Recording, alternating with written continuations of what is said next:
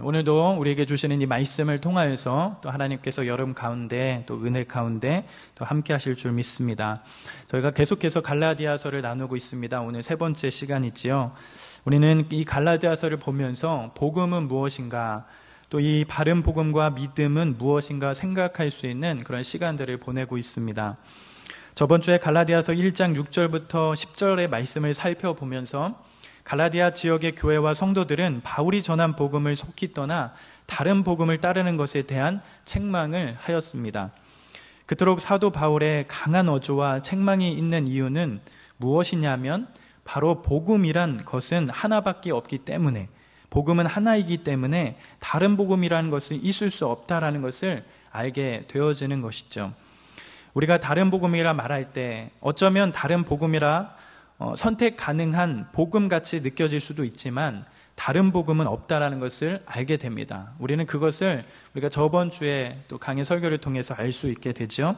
다른 복음이라는 것은 그저 진리를 왜곡시키고 변질시키는 거짓 선생들이 사람들의 자기 중심성과 또 왜곡된 종교성을 부추겨 만들어낸 것임을 알 수 있게 됩니다. 오직 구원과 복음은 오직 예수 그리스도로만 얻을 수 있는 것입니다. 복음의 핵심은 누구일까요? 바로 예수 그리스도이시죠. 그러기에 만약 다른 복음을 전하는 자들이 있다면 전하는 자가 하늘에서 온 천사일지라도 저주를 받게 될 것임을 사도 바울은 단호하게 강조하면서 다른 복음이 있을 수 없다라는 것을 밝히면서 복음은 오직 하나라는 것을 우리에게 중요하게 가르쳐 가게 됩니다. 사도들이 전한 복음, 또한 2000년 동안 교회가 사랑해온 복음, 또 오늘날 우리가 성경을 통해서 만나는 복음은 오직 하나입니다. 이것을 절대 놓쳐서는 안 되는 일이죠. 우리는 이것을 기억해야 할 것입니다. 복음은 시대가 달라진다고 해서 달라지는 것도 아니고 모든 시대와 문화를 초월해서 하나밖에 없습니다. 시대와 문화와 환경은 달라도 복음은 하나이지요. 복음은 다양하지도 않을 뿐더러 오직 하나입니다. 예수 그리스도가 복음이지요. 예수님 자신이 복음이며 그분이 우리에게 전한 것이 복음입니다. 예수님을 통해 밝히 드러나고 또한 예수님의 공로를 통해 우리에게 밝히 드러난 하나님의 은혜의 복음, 그것이 복음입니다. 예수님을 통해 하나님의 은혜를 밝히 드러나셨기 때문에 어쩌면 사람의 노력과 행위, 공로 없이 받는 그 하나님의 선물인 구원을 가르치는 것이 성경이 말하는 복음입니다. 그러기에 여러분, 우리가 복음을 접할수록 또 이 바른 복음을 우리가 믿어갈수록 우리 안에 어쩌면 이 바른 복음을 제대로 믿는다면 우리 안에는 자유하며 평안을 누릴 수 있는 그런 기쁨이 있다라는 것입니다. 바른 복음은 우리를 그렇게 만들지요. 그러면서 여전히 사도 바울의 이 사도권과 더불어 사도 바울이 전한 복음의 진정성을 의심하는 자들을 향하여 사도 바울은 복음에 대하여 이렇게 단호하고 분명하게 선포하는 근거가 무엇인지 오늘 저희가 읽었던 이 본문의 말씀을 통해서 계속적으로 밝혀갑니다. 그리고 왜 다른 복음은 왜 틀렸는지 그것을 밝혀가지요. 오늘 우리가 읽었던 이 말씀, 우리 1장 11절과 12절 말씀, 우리 다시 한번 읽어보도록 하겠습니다. 우리 다시 한번 읽겠습니다. 시작. 형제들아, 내가 너희에게 알게 하노니 내가 전한 복음은 사람의 뜻을 따라 된 것이 아니니라.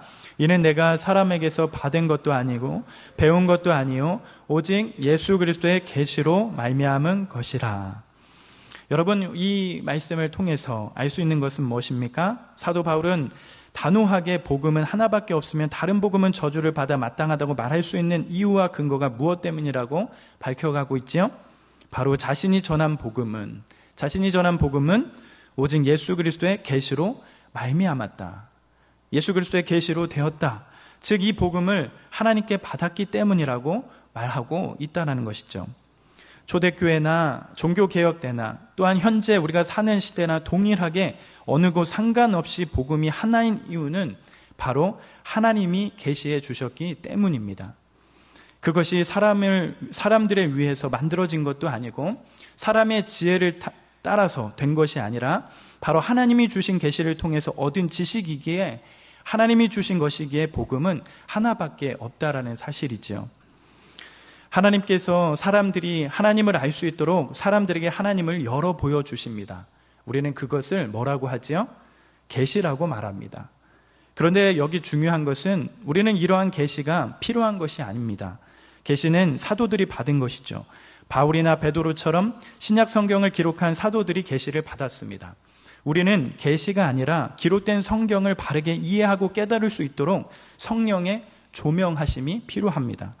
하나님께서 사도들에게 계시를 주셨고 우리는 그 계시를 따라 기록된 성경을 깨달을 수 있도록 우리의 지각과 지혜를 넘어서는 하나님의 조명하심이 필요하게 되지요. 성령님께서 우리에게 그런 힘을 주시는 것이죠. 그러면서 사도 바울은 이 계시를 무엇이라고 말하고 있죠? 12절에 보는 것처럼 예수 그리스도의 계시라고 말합니다. 우리는 이것을 두 가지로 해석할 수 있습니다.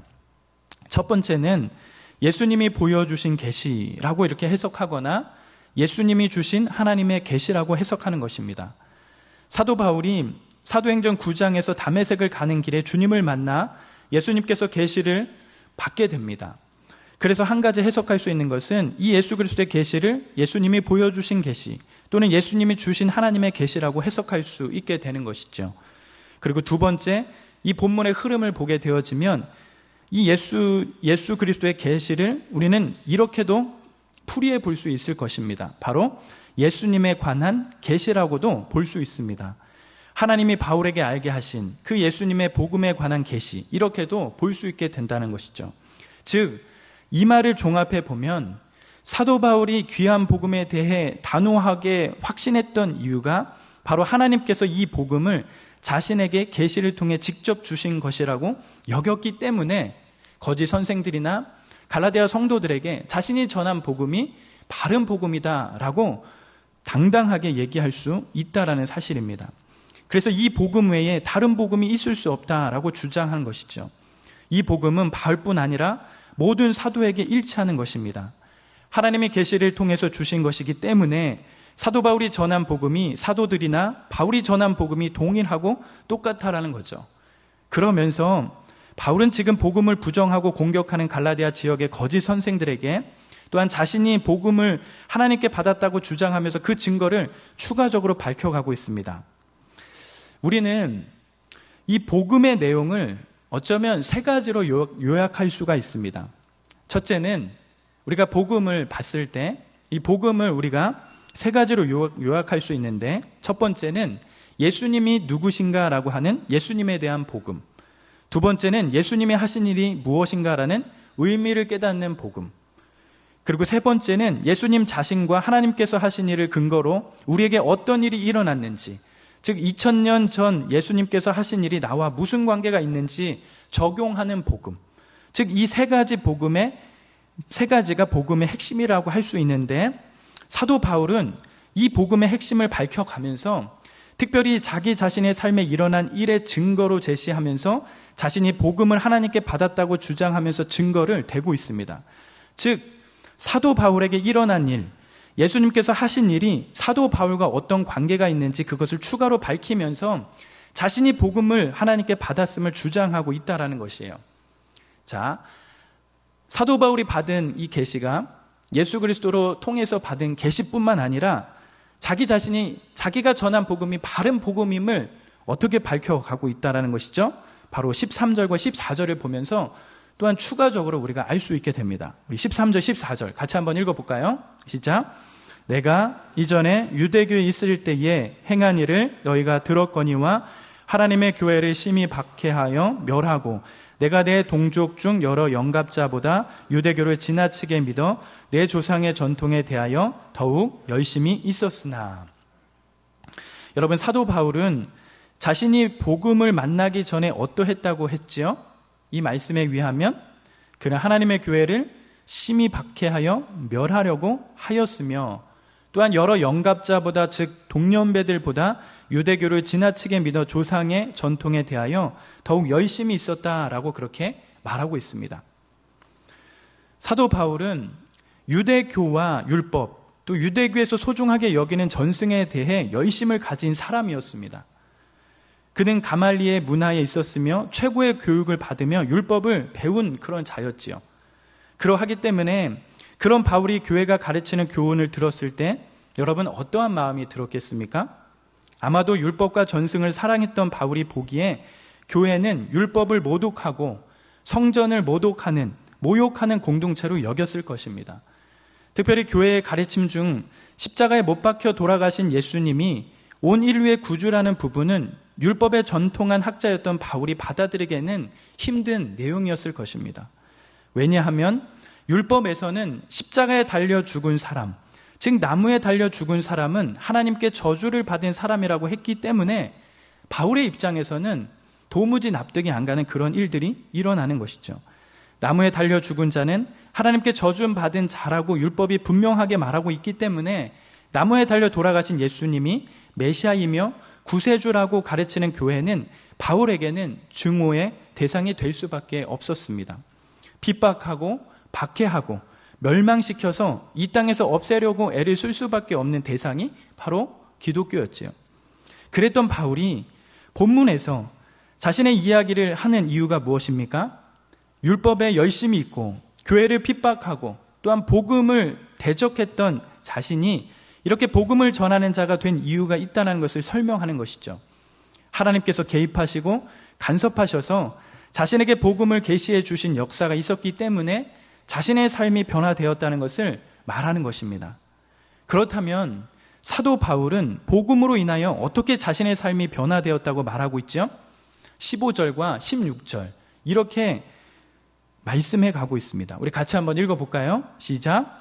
그러나 내 어머니의 태로부터 나를 택정하시고 그 은혜로 나를 부르신 이가 그의 아들을 이방에 전하기 위하여 그를 내 속에 나타내시기를 기뻐하셨을 때에 내가 곧 혈육과 위논하지 아니하고.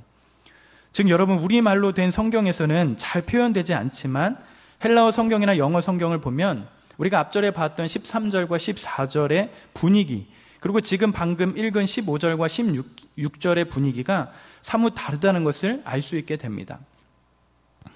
우리가 15절 그러나로부터 시작하는 것부터가 사뭇 다른 분위기를 만들지만 자세히 보면 13절과 14절에는 사도 바울이 내가라고 이렇게 이야기하면서 내가라는 것을 반복해 말하고 있지만 지금 방금 저희가 읽은 본문은 즉 15절 16절에서는 주어가 바뀌어 간다는 것을 확인할 수가 있습니다.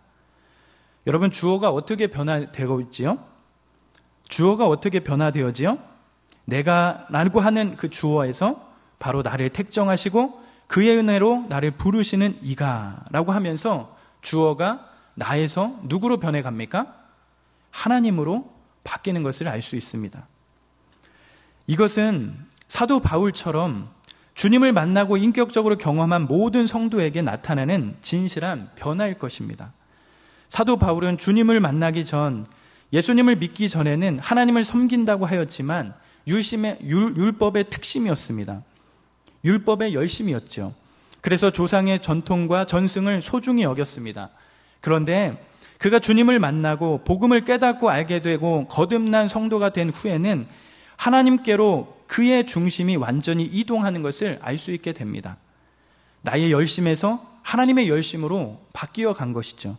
나 중심에서 하나님 중심으로 변화되었습니다. 우리가 예수님을 믿는다고 한 순간에 우리의 삶이 완전히 바뀌거나 성자같이 되지 않습니다. 또한 그럴 확률이 매우 적습니다. 또한 예수님을 믿으면 우리가 원하는 대로 살아도 아무 꺼리낌 없는 상태가 되는 것도 아니죠. 그러나 중요한 것은 우리가 신자된다는 것은, 우리가 주님을 믿는다라고 하는 것은 우리의 방향이 바뀐 삶이 된다는 것입니다. 내 중심에서 하나님 중심으로 달라지기 시작합니다. 인생의 방향이 나에서 하나님으로 바뀌게 된다는 것입니다. 그것이 바로 복음을 깨닫고 알게 된 자의 모습인 것이죠. 복음이 우리를 그렇게 만듭니다. 우리가 진짜 복음을 만나고 깨닫게 된다면 우리의 삶의 방향이 바뀌게 된다는 것이죠.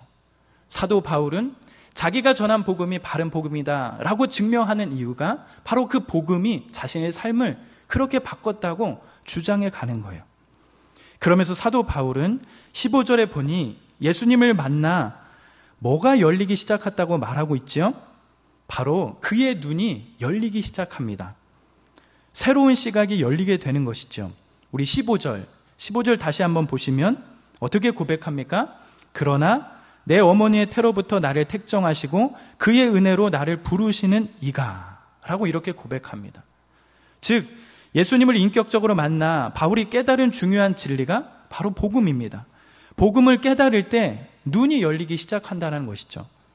다메섹으로 가는 길에 일어난 일이지만 이 일이 사도 바울의 고백을 빌려 말하자면 사실은 어머니의 태로에서부터 정해진 일이라고 그렇게 고백하고 있는 것이에요. 바울은 하나님의 은혜로 주님을 인격적으로 만나 진리를 바르게 깨달았을 때 하나님께서 이 일을 어머니의 태에서부터 계획하시고 오랜 세월을 변함없이 우리를 기다리면서 사랑하고 아끼셨다는 그 사실을 또한 깨닫게 되었다는 것이에요. 그가 그전에 보지 못했던 그 사실을 복음을 만나면서 예수님을 만나면서 주님을 알게 되면서 새롭게 알게 되었다라고 그렇게 고백합니다. 그의 눈이 열리기 시작한 것이죠. 이러한 내용을 우리는 잘하는 식으로 표현한다면, 이야기한다면 바로 이것이 무엇입니까? 예정론이라고 이야기할 수 있습니다. 신학적으로 보면 이것을 예정론이다라고 말할 수 있죠. 많은 사람이 이 예정론에 부딪혀서 넘어지곤 합니다. 예정론에 따른다면 하나님이 미리 프로그램을 모든 것을 계획해 두셨기에 우리는 아무것도 할 수 없고 하나님이 원하는 대로 움직이는 로봇에 불과하다라고 생각합니다. 그러나 예정론은 우리의 인격이나 자유를 무시하는 교리가 아닙니다. 바울이 고백하는 예정론은 하나님을 추구하지 않고 찾지도 않았으며 심지어 그 예수님을 믿는 자들을 핍박하는 그 순간, 예수님이 구주일 것이라고 상상하지도 못한 그 순간, 그 어느 순간 하나님이 개입하셔서 예수 그리스도의 복음을 적용시켜 주셨다라는 것이에요.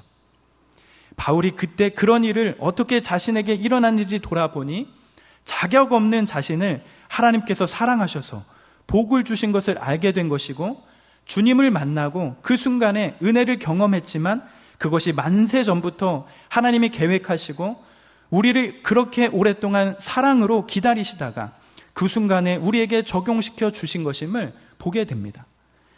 바로 은혜를 주신 그 순간부터 즉흥적으로 사랑하려고 결정한 것이 아니라 오랫동안 우리를 향한 계획이 있었다는 것을 깨닫고 고백하는 것이 바로 예정론이라는 것이죠. 예정론은 흔히 생각하는 것처럼 이 사람이 구원받도록 예정된 사람인지를 판단하기 위한 기준으로 나온 교리가 아닌 것입니다. 관점과 자세가 완전히 다르지요. 하나님은 만세전부터 헤아릴 수 없는 깊은 사랑과 계획을 사람들을 향하여 가지고 계십니다. 그렇기 때문에 사람은 목적을 가지고 창조된 존재이고 참으로 존귀하고 영화로운 존재인 것을 나타내는 것이죠. 사도 바울은 주님을 만나고 또 복음을 만난 뒤에 그의 눈이 열리면서 그의 연약한 인생 가운데 찾아오신, 또한 그것이 미리 계획하신 하나님의 선하시고 인자하신 그 계획하심을 보면서 그의 인생에 변화되고 달라지게 되었다는 것을 고백해 가는 것이죠. 우리가 살고 있는 이 땅의 사람들은 세상이 말하는 가치로 사람을 평가합니다. 돈이나 신분이나 재능이나 외모, 능력이나 업적 등 이런 것을 가지고 사람의 존귀와 영광을 재려고 합니다. 그러나 사람의 영광은 이런 것에 있지 않습니다. 사람의 영광은 하나님께서 오래전에 계획하시고 그분의 변함없는 사랑으로 기다리셨다가 그 사랑을 적용시켜 주셔서 드디어 그분의 사랑과 은혜를 깨달을 때 드러납니다. 그때에야 비로소 우리는 사람을 바르게 보게 되어지는 것이죠. 예정론은 이런 눈을 우리에게 열어주는 진리가 됩니다. 사람이 기계적인 로봇 같은 존재가 아니라 귀한 보석같이 오랫동안 하나님의 계획과 섭리와 변함없는 사랑이 적용되는 대상임을 말하고 있는 것을 알게 되는 것이죠. 우리가 복음을 만나면 우리 삶이 그렇게 변화된다는 것입니다.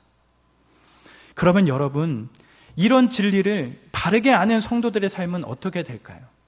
이런 예정론 같은 이런 복음을 우리가 접하게 되면 여러분, 우리의 삶은 어떻게 될까요? 형편없는 자인데 이런 자를 위해서 오래전부터 계획하시고 품으시기 위하여 모든 것을 쏟으신 그 사랑, 그 예정론, 그 은혜를 아는 사람들의 삶은 어떻게 되지요? 그런 바른 복음을 만난 사람은 여러분 어떻게 될까요? 바로 그런 신자들의 삶에는 바로 감격이 있습니다. 하나님이 나를 생긴 대로 대하지 않으시고 나의 모든 악과 무익한 어리석음에 따라 대하지 않으시고 만세 전부터 예정하셔서 예수님의 공로로 근거하여 나를 선대하신다, 그 사실을 알게 된다면 그저 우리는 감격하고 감사하며 살게 되는 귀한 삶을 살아갈 것입니다. 동시에 내가 한 것이 아니고 나의 위가 아니고 나 때문에 한 것이 아니라는 것을 알게 되지요. 그 결과 삶의 깊은 겸손이 드러나게 되어집니다. 이러한 감격과 겸손이 우리의 삶 가운데 드러나게 되는 것이죠. 사도 바울은 이렇게 자신이 복음을 만난 뒤에 자신의 삶이 어떠한 삶이 되었는지, 복음이 자신을 어떻게 변화시키고 그 복음이 자신의 삶에 어떻게 적용되었는지, 자신의 삶을 어떻게 바꾸었는지 밝혀갑니다. 예수님을 만났다, 예수님을 믿는다라고 말하는 것이 아니라 그 복음이신 예수 그리스도를 통해 우리의 과거가 다르게 해석되고 우리의 삶이 다시 해석되는 놀라운 것을 사도 바울은 복음을 공격하고 왜곡하는 거짓 선생들과 갈라디아 교회와 성도들을 향하여 말씀하고 있습니다. 복음을 만나고 알고 깨닫게 되었던 우리 신자들의 삶도 이와 마찬가지일 것입니다.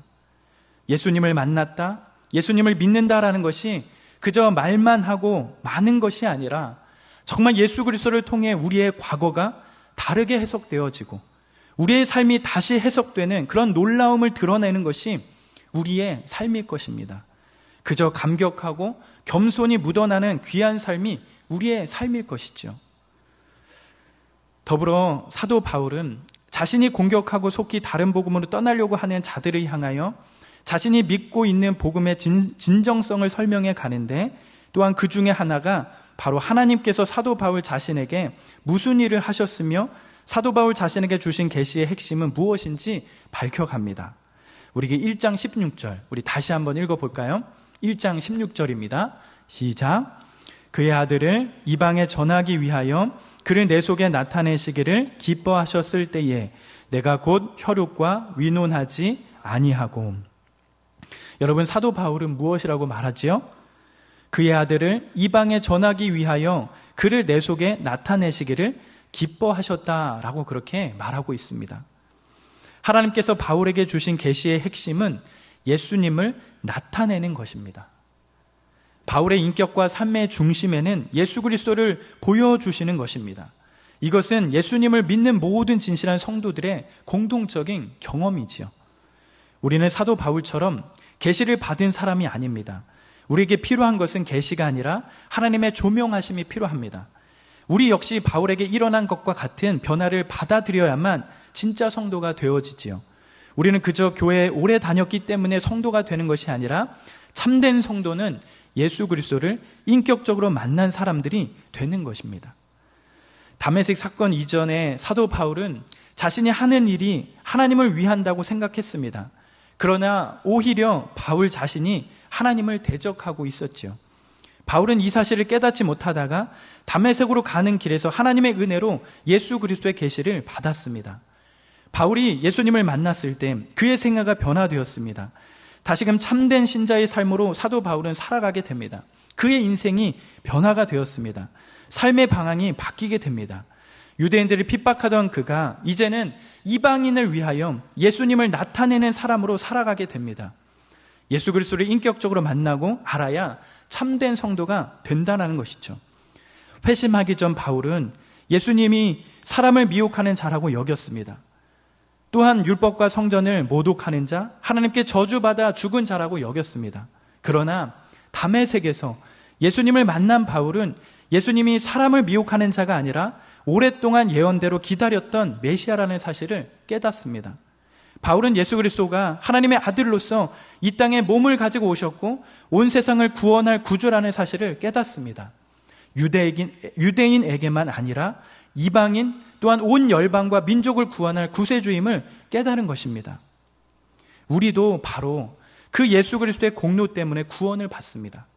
유대인이든 이방인이든 학식이 높거나 낮은 사람이든 또한 세상에서 성공하거나 실패한 사람이든 외모가 잘나거나 못난 사람이든 어떤 사람이든 상관없이 예수께서 하신 일 때문에, 그가 나타내신 일 때문에 바로 구원을 받습니다. 그분의 공로 때문에 우리의 혈통, 자격, 조건에 근거하지 않고 하나님의 은혜로 죄를 용서받고 구원받는 것입니다.